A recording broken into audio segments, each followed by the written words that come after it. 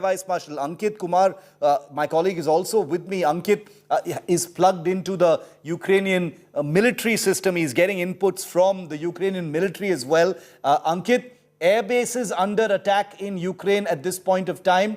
Big claims happening on both sides. Can you show us where those attacks are taking place, Ankit?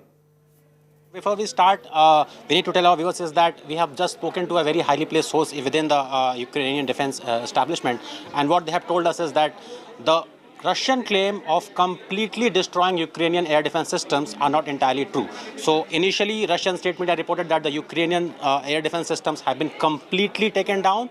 Ukrainians are now saying that that is not entirely true. However, what we have seen since morning is a multi-prone attack on Ukraine from Russia. Now, I want to show you this map that covers not only Russia but also Ukraine and Belarus. What has been happening over past several weeks now is that these aerospace forces that Russia controls, remember, these are permanent aerospace bases, permanent locations that Russian Air Force control. Now, what has been happening over past several weeks is that these bases are now being used to push forward, to flush several attack equipments that includes air defense systems such as S-400s, S-400s. Now, what we can also say is that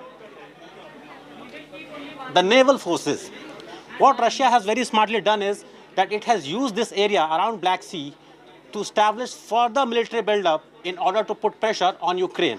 Now, at 5 hours local time, early morning, what has happened is that Russian offensive started building up from this region. There's a city called Belgorod.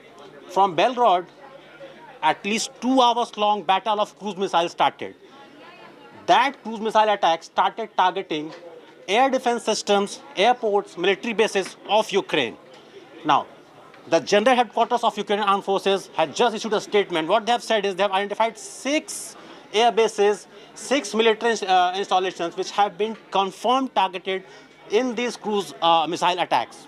Now, for the viewers who are wondering why there is no such aerial activity in the city of Kyiv, because that city has not been named in official Ukrainian statement. So as of now, cruise missiles have not been targeted for attacks in Kyiv. What they have done is they have now been there has been now ground-based attacks and ground-based incursions from this southern area of Crimea as well as this northern area of Belarus.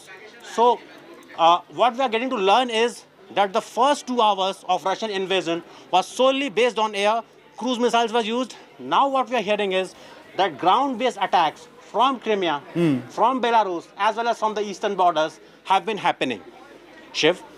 Very interesting, very interesting. You know, that map paints you a picture that shows you just how delicate this current situation is. It can spiral even further out of control if any weapon goes even slightly off course, especially in those border areas. There's Hungary, there's Poland, both members of NATO. So if anything goes off course, there's a very, very small reaction time based on what's going to happen next. So this is a situation that is already extremely delicate, extremely volatile. The pictures you see on your screen right now are pictures of damage. There's a continuous stream of images of damage coming in from different parts of Ukraine. There are images of aircraft debris. The Ukrainian government claims that these are pictures of aircraft debris, of Russian aircraft that have been shot down in different parts of Ukraine. We've got a red tab showing you the location of these images. You can read that there. These are images of 5 aircraft, 2 helicopters and 2 tanks, say the Ukrainians.